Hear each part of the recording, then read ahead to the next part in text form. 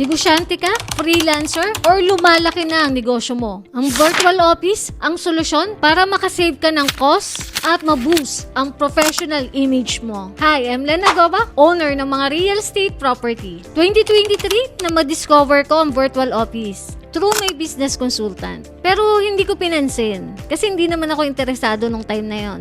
Until nung mag-July 2024, nag-set up ako ng office para makapagtrabaho ako ng maayos at para professional din ang dating pag nakikipag-meeting ako sa mga client. At ito na yun ngayon, ang Len Virtual Office. I-share ko na sa inyo ang Virtual Office Guide. Ano nga ba ang Virtual Office? Pasimplihin natin. Service ito na mag-provide ng professional address sa business mo at essential na office services din na hindi mo na kailangan mag-rent ng physical office. Ito ang typical virtual office setup kasama ang prestigious business address sa branding, mail handling package services, optional meeting or co-working space na pwede mong gamitin kung kailangan mo, virtual receptionist service for call and inquiries din. Bakit dapat i-considered mo ang virtual? Number 1, mabuboost ang professional image mo. Kasi ang virtual office ang magbibigay sa'yo ng credible business address para pagkatiwalaan ka ng client. Number 2, cost effective. Kalimutan mo na ang mahal na rent at utility bills. Sa virtual office, ang babayaran mo,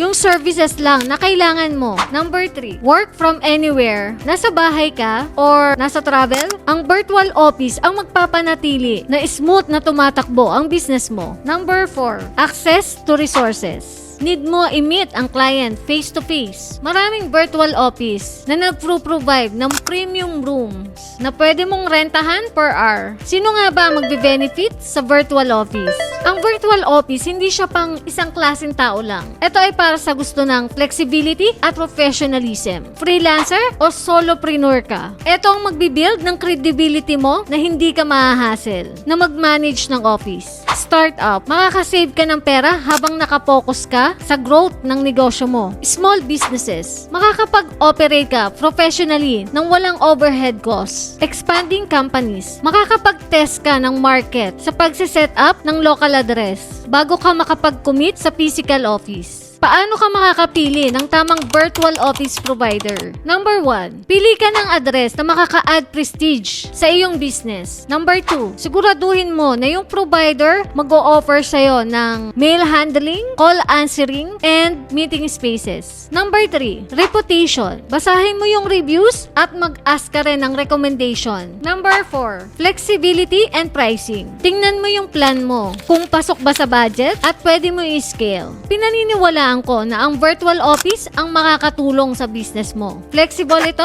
cost-effective, at makakapagbigay sa'yo ng brand para may professional edge ka na hindi masakit sa bulsa. Virtual office ang perfect solution. Salamat sa panonood. Paki-like, follow, at comment ka na rin kung may question ka. Kaya lagi nating galingan, sipagan, at magpakatalino pa tayo. See you on my next vlog.